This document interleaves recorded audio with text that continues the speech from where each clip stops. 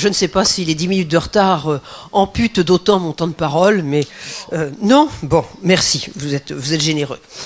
Alors effectivement, on m'a demandé d'intervenir devant vous et je suis tout à fait sensible à cette invitation pour déjà une première raison, c'est que j'imagine la difficulté que représente pour des Bretons, des Rennais, d'inviter une Ligérienne, quelqu'un qui est à Nantes. Donc, voilà. Donc, je me dis que déjà, finalement, cela témoigne d'une très grande ouverture d'esprit qui, je le sais, est l'élément marquant des Bretons. Bien évidemment, c'est un clin d'œil, c'est une plaisanterie. C'est une plaisanterie et je trouvais intéressant de venir traiter de ce thème chez vous, en Bretagne, parce que, et là je suis très sérieuse, et je vais parler d'un temps que beaucoup d'entre vous n'ont pas connu, puisque c'est le début des années 80, et je me souviens qu'effectivement au début des années 80, la Bretagne, avec quelques autres régions, mais la Bretagne notamment, était très en avance, très anticipatrice sur précisément cet aspect de la coordination. Et je me souviens du côté de Saint-Malo d'Inard, Marc Bonnel, que certains d'entre vous ont sans doute connu, qui a quelques cheveux blancs maintenant, et que moi j'ai connu il y a donc plus de 35 ans, la CSMF, était à l'origine, avec d'autres, que les uns ou les autres ont sans doute connu dans leur exercice, à l'origine de ces formes d'exercice coordonné, où les frontières entre les différents professionnels de santé étaient moins hermétiques que ce n'était le cas dans d'autres régions ou dans d'autres cabinets ou dans d'autres mentalités. Donc on m'a demandé effectivement, et c'est très ambitieux, d'évoquer ce thème de la médecine coordonnée, de la médecine libérale, dans un contexte futur, et bien évidemment de le faire sans doute, car je pense qu'il n'y a pas d'innocence en la matière, avec l'œil qui est aujourd'hui le mien, de présidente de la Fédération de l'hospitalisation à domicile, avec donc l'expérience des établissements d'HAD, et j'aurai l'occasion d'en reparler, même si c'est bien évidemment pas aujourd'hui l'élément central. Vous avez un très beau stand de l'hospitalisation à domicile tenu par des acteurs essentiels de la région, et ils pourront vous en parler de façon tout à fait concrète et opérationnelle. Ce que je pense aujourd'hui, il faut avoir conscience, et vous l'avez plus que je ne l'ai, parce que moi je n'exerce plus la médecine, mais j'en ai le sentiment à travers ce que j'en entends, ce que j'en vois, y compris à travers mon entourage, d'une médecine qui est de plus en plus complexe. Et si elle est de plus en plus complexe, elle amène aussi à ce que les soins soient de plus en plus adaptés. Et adaptés à des situations qui sont de plus en plus particulières. Et tout cela, on le connaît, c'est toute la place qui est en train d'occuper, et avec tout le bénéfice que l'on peut en voir en termes de guérison avec la médecine personnalisée. Donc on ne peut que s'en féliciter quand on en voit les résultats. Néanmoins, ça amène bien évidemment à une organisation, une adaptation de notre part, de la part du monde de la santé, qui est indéniable et qui a déjà... Est-ce que c'est une bonne chose, une mauvaise chose? Ça ne sera pas le point central de mon intervention. Une incidence, c'est qu'on a vu se segmenter les spécialités médicales ou chirurgicales. Chacun sait qu'effectivement, on n'est plus orthopédiste, on est l'orthopédiste spécialiste, et non pas du supérieur ou du membre inférieur, mais du genou, d'une articulation, et vous le savez mieux que moi. Donc, on est sur une hyper spécialisation de cette pratique médicale, avec, à mon sens, les propos que je tiens me sont complètement personnels, et bien évidemment le petit temps de débat que nous aurons doit permettre aussi de vous ériger, et je l'accepte tout à fait, éventuellement en faux avec ce que je dis. Mais je pense, selon moi, qu'effectivement cette hyperspécialisation amène à ce que le regard global, qui était celui que on essayait d'avoir, notamment dans une spécialité médicale que je connais pour l'avoir pratiquée, qui est la médecine générale, et qui était portée par une idée, c'est que effectivement, on s'adressait à un patient et non pas à un organe. Malheureusement, il faut bien le reconnaître, cette hyperspécialisation amène à un regard qui n'est plus celui d'une médecine globale, d'une personne qui est effectivement vue comme une entité. Alors, cette évolution très segmentée, on pourrait estimer que finalement c'est un fait, que c'est comme ça, et puis tant pis ou tant mieux. Le seul problème, ou la seule réalité parallèle qui est en train d'arriver, c'est que l'on a d'autres évolutions qui sont en train de se faire et qui, elles, sont de nature non scientifique, non directement médicale. La première, elle est démographique. Je ne m'étends pas, chacun sait ce qu'il en est en la matière de densité demain du nombre de personnes âgées. Elle est sociétale, et celle-là, elle est importante. C'est-à-dire que nous avons de plus en plus, et de façon flagrante, avec une volonté publique d'accompagner ce mouvement, de voir des patients qui soient non pas sujets, mais qui soient acteurs. Très forte revendication des associations de patients, des patients, de leurs familles, d'être effectivement impliqués dans la prise en charge. Et puis la troisième évolution, elle est économique, avec, à mes yeux, on pourrait en parler beaucoup plus longtemps, mais ça serait trop long, une nécessité de recentrer la fonction hospitalière.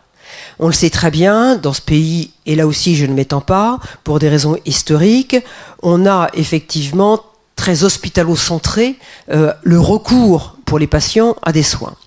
Vous, médecins libéraux, et tout professionnel libéraux le déplorez régulièrement, mais en parallèle, si on veut qu'effectivement la fonction hospitalière soit ramenée à ce qu'elle doit être, à son savoir-faire, c'est-à-dire de recours diagnostique, d'un recours technique, mais en aucun cas en confondant hospitalisation et hôtellerie, ça veut dire qu'effectivement l'hébergement hospitalier va prendre de moins en moins de place. Si l'hébergement hospitalier prend de moins en moins de place, un grand nombre des problèmes que nous connaissons, y compris en termes économiques de la protection sociale, sont demain résolus. Le poids des investissements sont nécessairement moins importants, l'organisation du travail des personnels est fondamentalement différente, il y aura moins de personnes qui travailleront le week-end, il y en aura toujours, mais il y en aura moins, et cela désorganisera ou amènera à repositionner différemment les personnels tout au long de la semaine, là où effectivement l'utilité peut être plus importante que effectivement dans un contexte où l'hébergement hospitalier prend autant de place que nous ne le connaissons à l'heure actuelle, même si ça se réduit, ce n'est pas au niveau de ce qu'il devrait l'être. Donc la première chose, c'est de se dire, au vu de ces évolutions sociétales, démographiques et économiques, l'hôpital de demain, je l'ai dit il y a quelques semaines à une réunion où étaient présents nos amis de l'hospitalisation publique, ils n'ont pas beaucoup aimé, mais l'hôpital de demain, c'est le domicile. C'est-à-dire que c'est au domicile qu'effectivement nous aurons, mais on pourra en redébattre, au domicile, et vous comprenez bien que si je dis ça, il y a peut-être aussi dessous de provocation dans ce que je dis, mais le domicile, c'est le lieu de l'hébergement. Demain, l'hébergement hospitalier, et aujourd'hui, il y a un très large consensus sur ce sujet, l'hébergement hospitalier, je dis bien l'hébergement hospitalier, sera avant tout positionné pour effectivement des surveillances continues, pour des situations où la logique veut qu'effectivement il y ait cet hébergement hospitalier. Je le dis bien, dans des structures hospitalières telles qu'aujourd'hui nous les connaissons, telles qu'elles ont été organisées depuis des décennies, et je ne parle pas de la façon dont elles devraient être organisées avec ces plateaux techniques qui bien évidemment ne sont pas contestés et contestables et dont nous aurons de plus en plus besoin. Alors, est-ce que, quand j'évoque cette place du domicile, est-ce que cela veut dire qu'on y est prêt?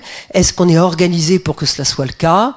Clairement, et très sincèrement, le thème de ce débat n'aurait pas été celui-ci, autour de la médecine coordonnée, si nous y étions prêts. Si le chemin était déjà bouclé, nous n'aurions pas besoin d'aller beaucoup plus loin. Donc, ce que je crois de positif, c'est qu'aujourd'hui, nous voyons se dessiner les solutions.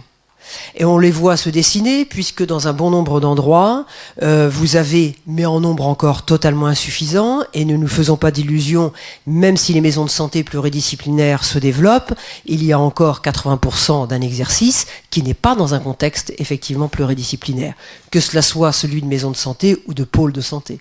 Donc on a encore un grand chemin à faire. Nous parlions tout à l'heure des communautés professionnelles qui se mettent en place en certains endroits, qui vont se mettre en place avec des dimensionnements dont parfois on peut se poser la question de quelle efficacité elles pourront avoir, tant le nombre de professionnels qu'elles peuvent en certains endroits réunir est important et peut amener à diluer, voire à faire perdre le sens de ce que seraient ces communautés qui sont précisément de s'amener à travailler ensemble. Donc on voit bien que en réalité, et aujourd'hui, il faut arrêter de se dire que nous attendons des textes supplémentaires, qu'il faut d'autres moyens, etc. Aujourd'hui, de façon très claire, cet aspect nouveau de l'organisation de la santé, de l'organisation des soins, elle est entre nos mains, nous, professionnels de santé, et dans une capacité qui peut être la nôtre, qui doit être la nôtre, car la nature a horreur du vide.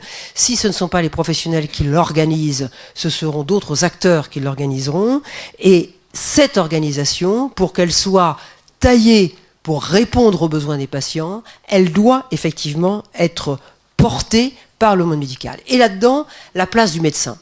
La place du médecin, parce que finalement, c'est quand même un peu aussi, et beaucoup même, le thème de votre réunion. Je pense, et là aussi, je pense que je ne vais pas faire plaisir, et je vais sans doute, mais il faut que les choses elles puissent se dire, hein, c'est que je crois, et moi je suis toujours frappée, d'entendre évoquer régulièrement, beaucoup, le thème de la coordination, et de me rendre compte que finalement, les uns ou les autres, quand on parle d'exercices coordonnés ou quand on parle de coordination des actes et des interventions, quand on creuse un tout petit peu, je me rends compte qu'on ne parle pas de la même chose. Et que chacun, finalement, conçoit la déclinaison de la coordination à la lueur de sa sensibilité, de voir sa spécialité, de sa compétence médicale ou paramédicale, de son savoir-faire, mais aussi de son savoir-être, et que finalement, ça amène à une définition qui, il ne faut pas vous faire d'illusions, ne met pas obligatoirement très à l'aise les interlocuteurs pour répondre effectivement à ce que pourrait être une demande et une organisation future. Ce que personnellement je crois, et je crois très fortement au fait qu'il y ait effectivement ce besoin de maisons de santé, de communautés de territoire, tout cela, nous allons en ce sens et c'est très bien.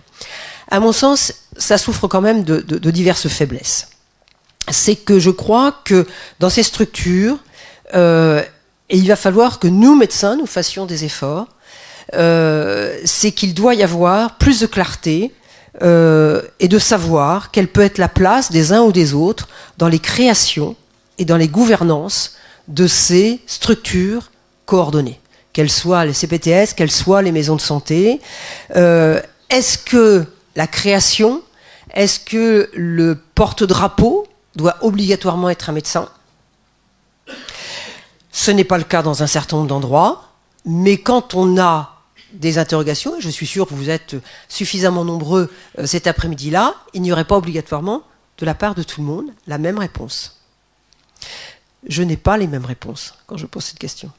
Donc on n'a pas obligatoirement la même réponse. Et une fois qu'on a posé ce principe, c'est aussi de se dire, c'est bien, mais que faisons-nous en termes de coordination?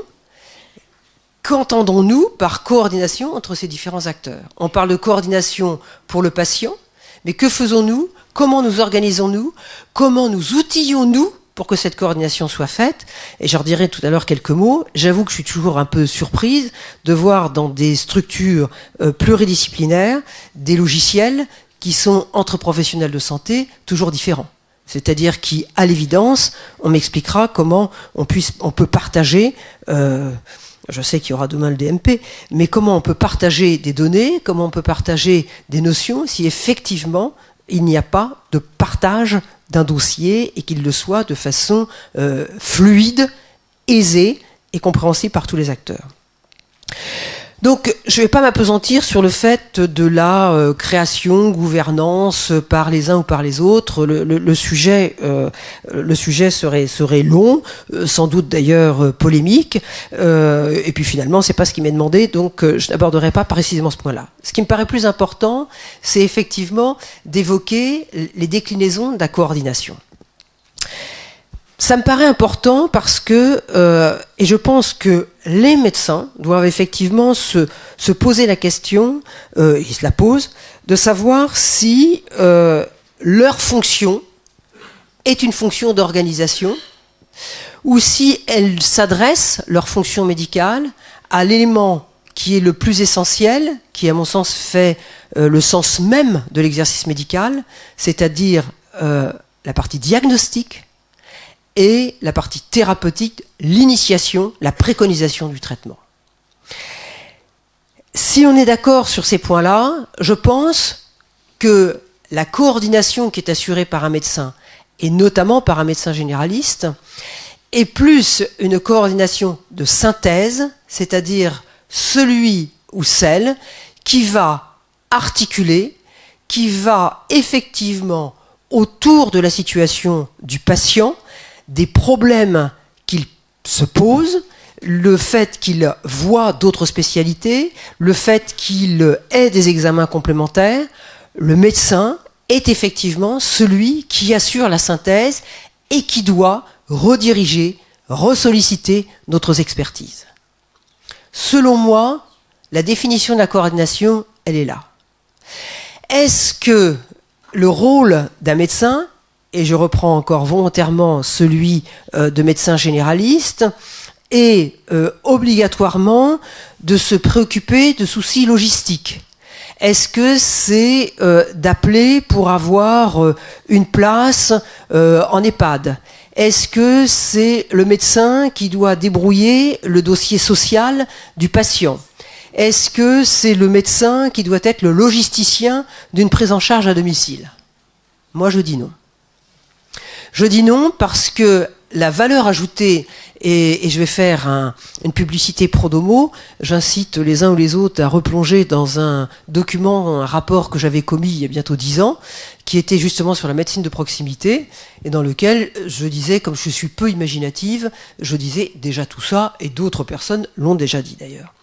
Ça veut donc dire que si nous voulons qu'il y ait demain une médecine qui réponde parfaitement aux besoins des patients, à des besoins dont, on l'a dit, ils sont éminemment évolutifs, que ces besoins, ils ne sont pas simplement de médecine, de soins, mais ils sont aussi psychologiques, ils sont aussi sociaux. Il faut qu'effectivement la réponse soit portée, non pas par un interlocuteur, mais par une équipe.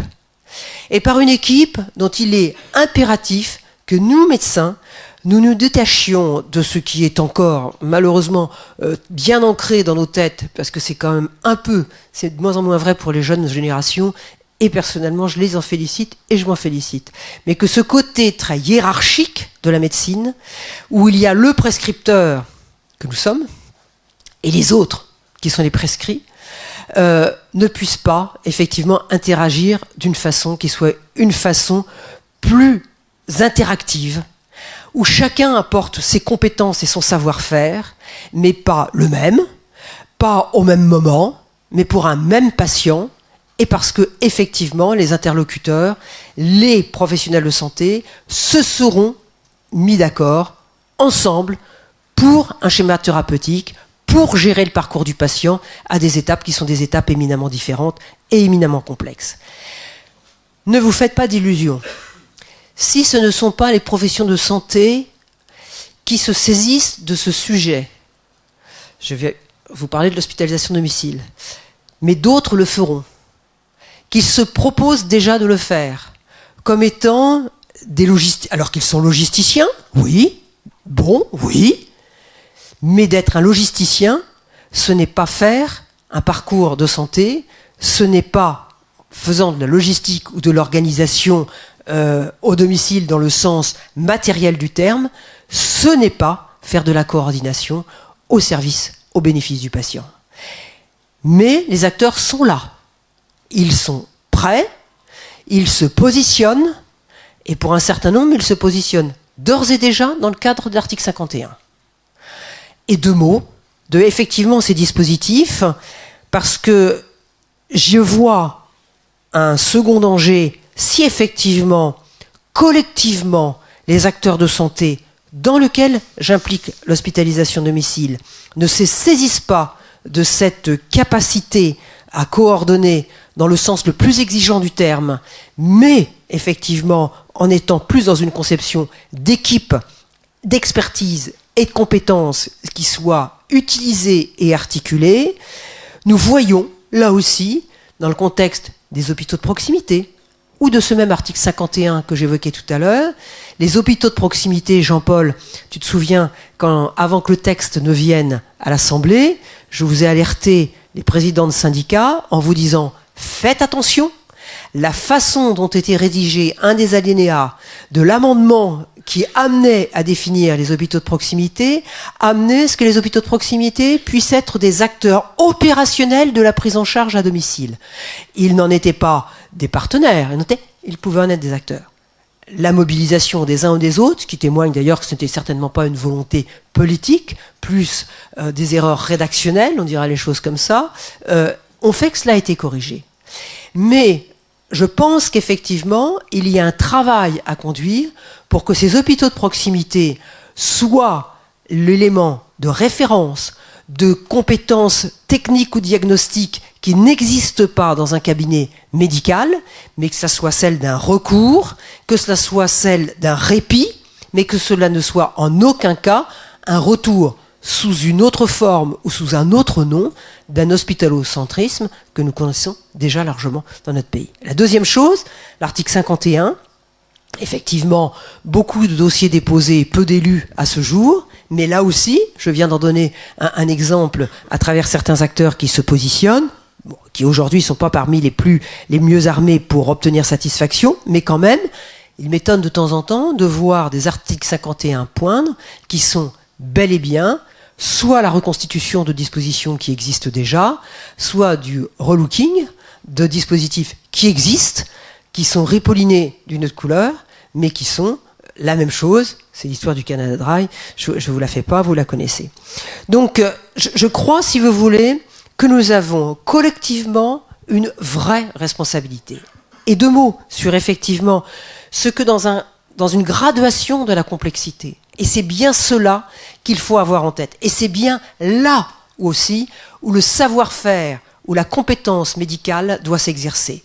C'est être capable de gérer le niveau de complexité qui est atteint par la difficulté, par le besoin du patient.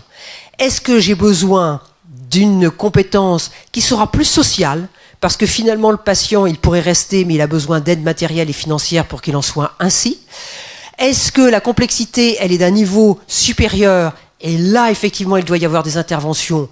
Mais les interventions de professionnels libéraux que j'aurais organisées à l'échelle de la MSP ou de ce qui peut exister au niveau des plateformes territoriales, de ce que vous voulez, en est suffisant.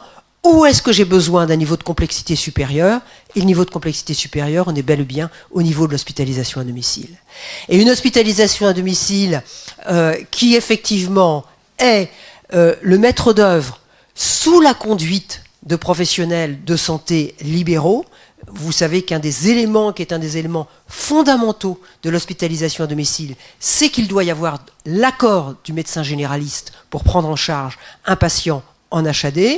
Il n'est pas question que cela soit remis en cause, et ça ne le sera pas tant que je serai président de la fédération, je pense que je vais l'être encore un tout petit peu de temps, il n'est pas question que ça soit remis en cause.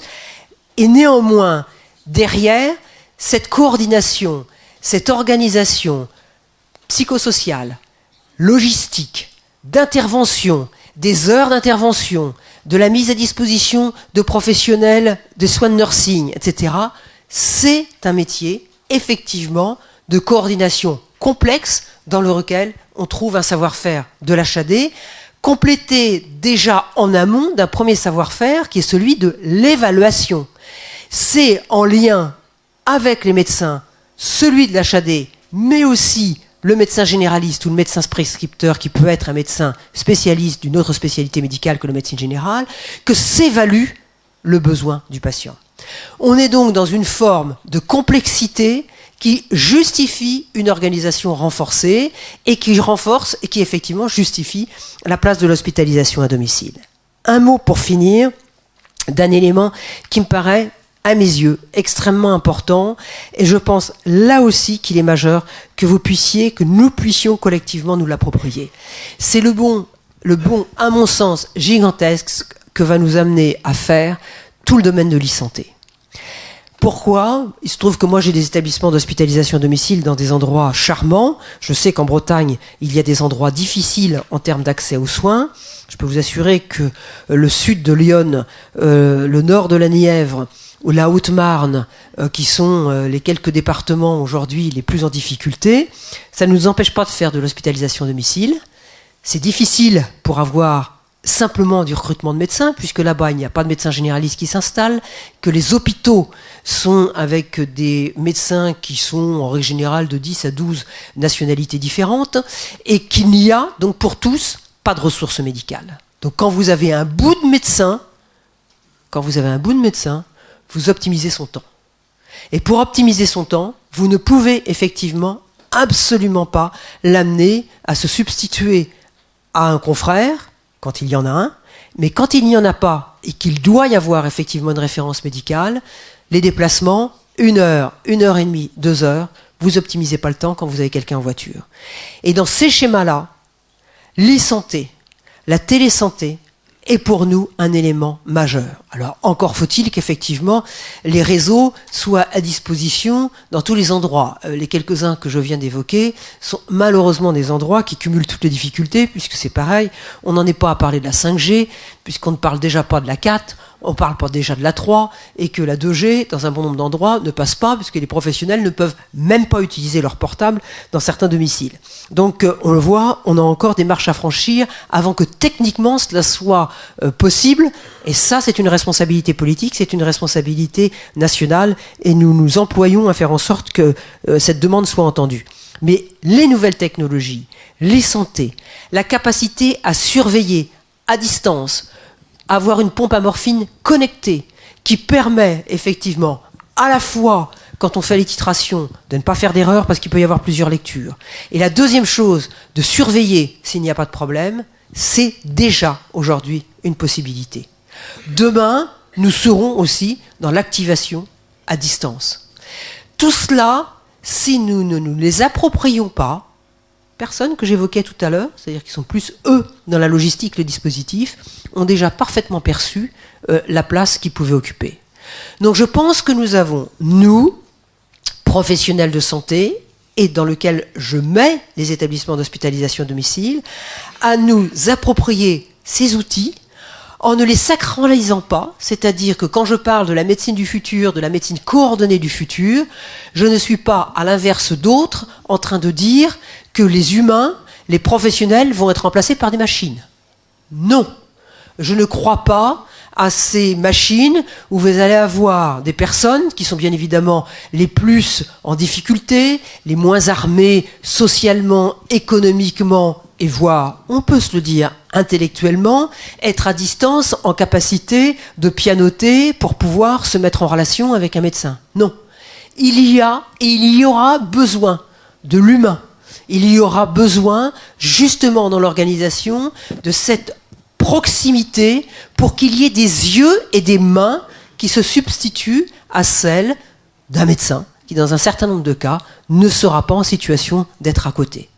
Donc je crois, si vous voulez, que si je peux me permettre de rappeler quelques messages, c'est que je pense qu'il faut que, nous soyons en situation collectivement de graduer, de définir et de graduer la coordination et par là même les besoins des patients. La deuxième chose, si nous ne sommes pas capables de le faire à partir du terrain, à partir d'échelles d'organisation qui soient humaines et qui soient effectivement une échelle où les professionnels se connaissent, d'autres l'organiseront. La troisième chose, c'est qu'effectivement, dans ces schémas, il ne faut pas raisonner exclusivement dans les organisations que nous connaissions jusqu'à aujourd'hui. Et Dieu sait si parfois il a été difficile d'implanter et d'amener à ce que l'hospitalisation à domicile ait des relations plus fluides avec les acteurs.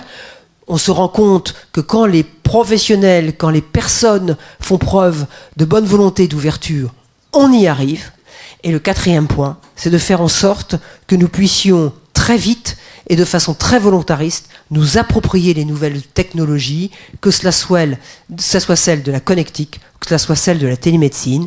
Je sais, il y a des obstacles financiers, autres que techniques, ceux que j'évoquais. Il n'empêche, il y a peut-être des acteurs dans des conditions qui peuvent vous aider. Nous avons la chance, par exemple, nous, d'être, parce qu'établissement hospitalier, éligibles à des crédits qui peuvent effectivement accompagner ces démarches.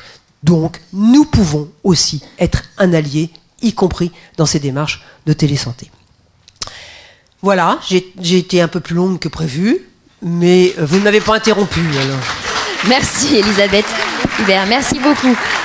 Alors effectivement, vous nous l'avez dit, vous avez apporté vos éclairages et du coup ça a certainement soulevé d'autres questions de votre part. Donc on va prendre quelques petites minutes, là si vous voulez bien, pour que vous puissiez vous aussi réagir par rapport à ce que vous venez d'entendre. Qui aimerait prendre la parole pour parler de son expérience ou parler d'un doute ? J'ai vu tout à l'heure qu'il y avait des doutes par rapport à ce que j'évoquais, donc allez-y. Hein.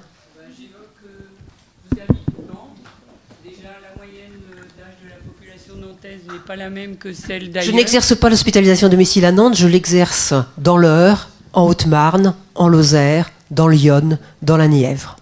Alors, quels sont, à votre avis, les problèmes de l'HAD chez les patients âgés ?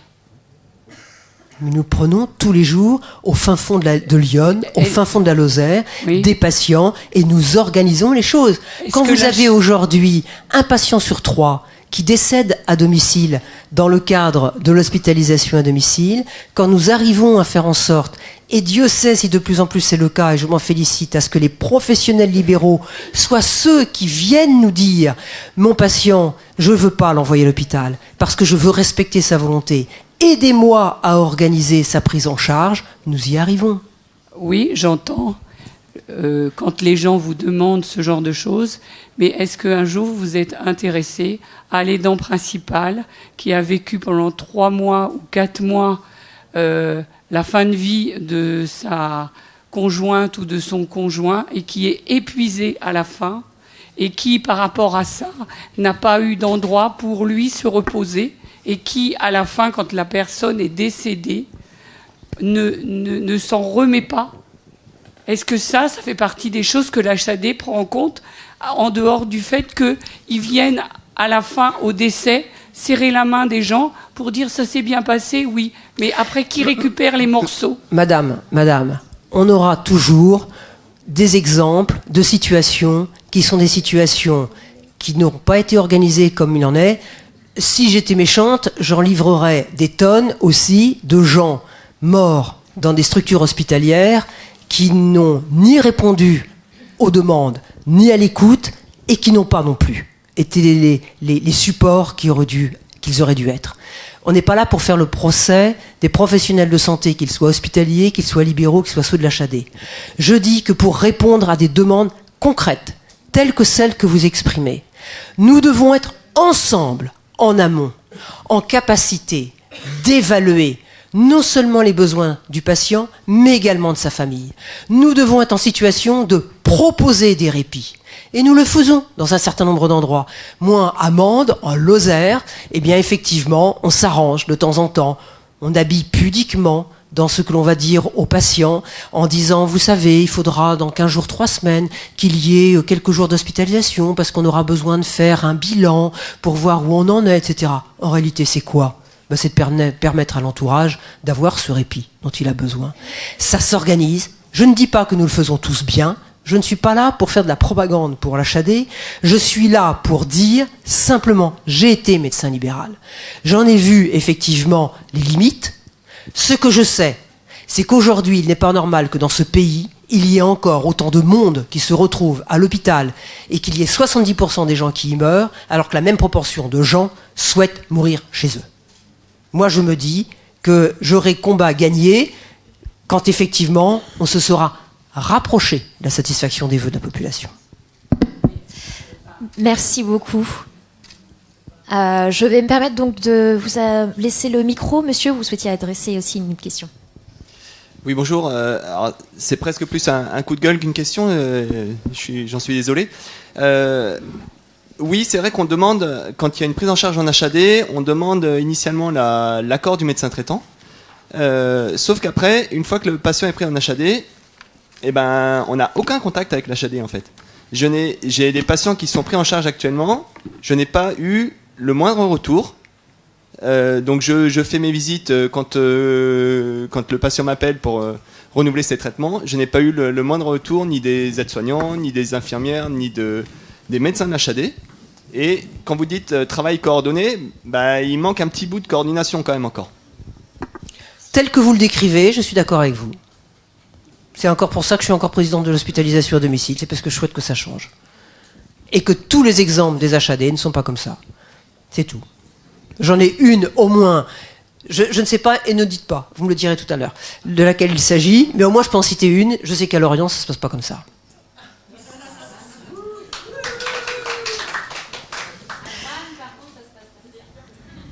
Bon, alors... Mais le seul problème, c'est que vous avez des organisations qui sont parfois héritées de l'histoire, qui sont...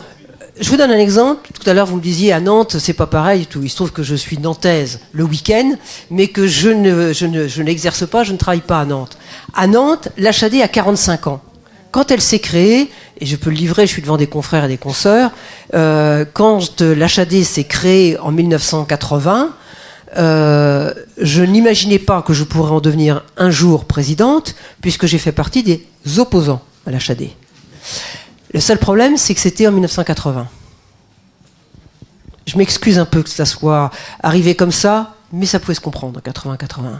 Aujourd'hui, ça apparaîtrait aberrant. Mais cette HAD, elle ne fonctionnait qu'avec des infirmières salariées. Les choses ont évolué, peu à peu. On n'allait pas foutre dehors les gens qui étaient salariés quand même. Donc il y a encore aujourd'hui une partie des infirmiers qui sont salariés. Mais aussi, il faut se dire une chose. On est là pour tout se dire, on se dit tout. Moi, je souhaite une chose, c'est qu'effectivement, quand on s'engage ensemble pour la prise en charge d'un patient, on aille jusqu'au bout. C'est-à-dire qu'effectivement, les uns et les autres, on ne fait pas son marché. C'est-à-dire que quand on dit, il y a une prise en charge, s'il y a un problème la nuit, ok, pour se déplacer. Et quand j'entends, c'est à cause de ça qu'on garde des salariés à Nantes et qu'on est obligé de mettre des équipes d'infirmières salariées la nuit sur Nantes. Parce que, effectivement, ils disent, je veux bien, mais pas la nuit, pas le week-end. Quand effectivement, dans les endroits charmants dont je parlais tout à l'heure, un patient décède, je ne parle même pas de la nuit ou du week-end, non, dans la journée, qu'on appelle le médecin traitant, avec lequel il y a eu des contacts, qui a continué à suivre son patient, et qui dit « je ne me déplacerai pas pour signer le certificat de décès », je peux comprendre qu'il ne se déplace pas tout de suite. Il y a 2 ou 3 heures d'attente de consultation, mais qu'on puisse au moins dire à la famille « votre médecin se déplacera ». Et nous sommes là, nous restons là. Donc, j'en reviens à une chose, tout n'est pas blanc, tout n'est pas noir. Nous avons collectivement à améliorer singulièrement nos pratiques, nos façons de penser, nos façons d'être, nos façons de faire. Juste un mot pour rebondir là-dessus. Je pense que on entend certaines remarques, Cédric notamment, sur des fonctionnements d'HAD dans certains coins qui sont pas top. C'est vrai que chez nous, on a de la chance. On veut se coordonner avec nos collègues médecins, on veut se coordonner avec les infirmiers, les kinés, les pharmaciens. Je pense juste qu'il faut qu'on se bouge le cul parce que sinon il n'y a rien qui bougera. Donc c'est aussi à nous d'aller voir. Là, on est sur le sujet de l'HAD, c'était pas vraiment le sujet de l'atelier, mais puisqu'on y est. Vous avez des soucis avec vos HAD, j'entends Van, allez les voir puis expliquez-leur que les libéraux sont pas là pour faire le boulot la nuit et eux ils bossent de 9 à 17. C'est pas dans la vraie vie ça. Donc il y a plein d'HAD qui fonctionnent comme ça, effectivement, on en a entendu parler. Mais si vous allez les voir, si vous discutez avec eux, ils sont peut-être capables d'entendre aussi qu'un autre fonctionnement peut être bien pour tout le monde et surtout pour le patient au milieu quand même, parce que Si l'HAD intervient dans les coordinations, c'est aussi parce que nous, on ne sait pas faire ce genre de choses. Il y a des soins, il y a des produits, il y a des techniques qu'on n'a pas à portée de main, nous, généralistes ou spécialistes de ville, et on est bien content de trouver l'HAD dans ces cas-là. Donc je pense qu'il faut qu'on se bouge les fesses et puis qu'on arrête de dire l'HAD, je veux pas en entendre parler. Si vous allez les voir et si vous discutez avec eux, je pense qu'ils sont capables d'entendre. Merci pour ce message. Je m'en ferai l'écho, je peux vous l'assurer. Alors, on avait... Je peux compléter. Ah, pardon. Oui, vas-y. Vas-y, Jean-Paul. Je peux compléter le propos. Je crois que j'ai été à peu près dans le même état d'esprit qu'Elisabeth Hubert en 80.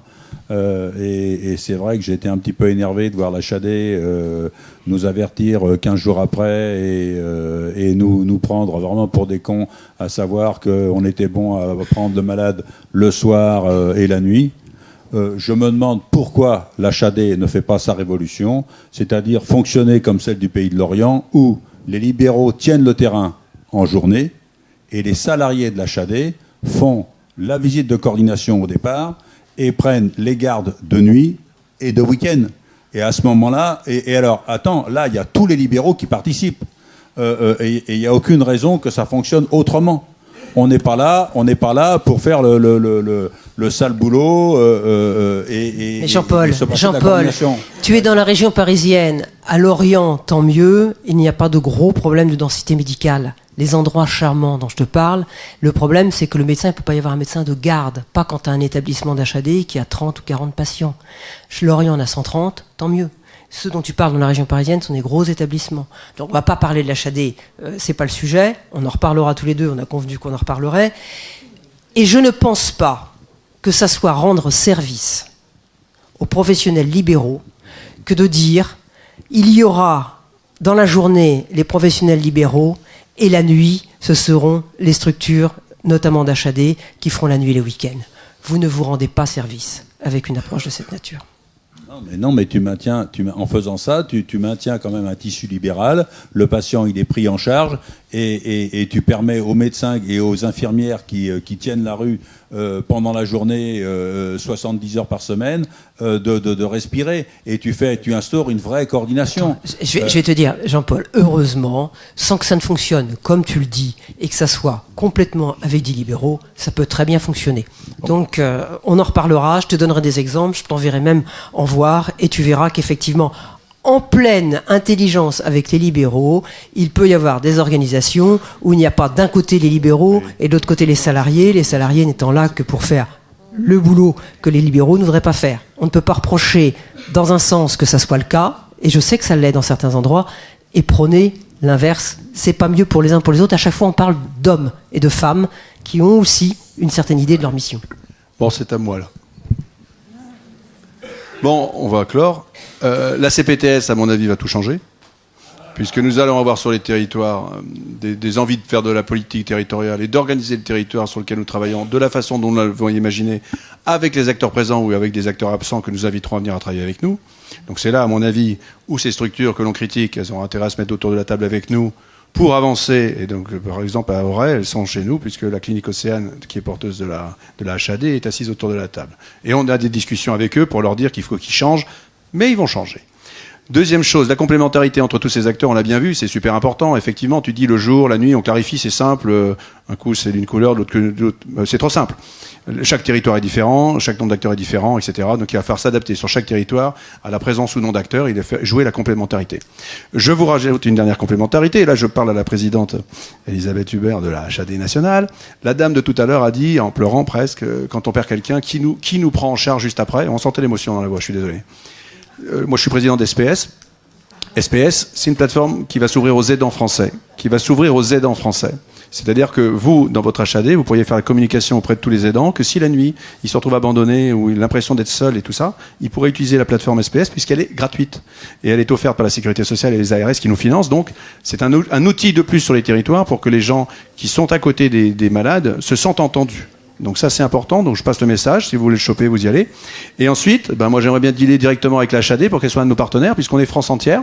Et cette idée, ça serait de la développer sur la France entière. C'est-à-dire que tous les aidants que vous suivez avec la HAD puissent obtenir une écoute bienveillante psychologique la nuit, le jour, à n'importe quelle heure, on s'en fout. C'est déjà de la charge psychologique de moins sur les infirmières, les aides-soignantes et tous les médecins qui sont au téléphone ou qui font le domicile. Et c'est important de l'entendre parce que les soignants se plaignent d'une surcharge de travail, d'un burn-out à 50%. Ça fait partie des choses qu'il faut diminuer. Et surtout, sur les territoires ruraux, où 39% des soignants ont déclaré avoir eu des idées suicidaires au cours de leur carrière. Donc, dans les territoires ruraux, il faut vraiment aider les aidants, aider les soignants. Merci. Banco.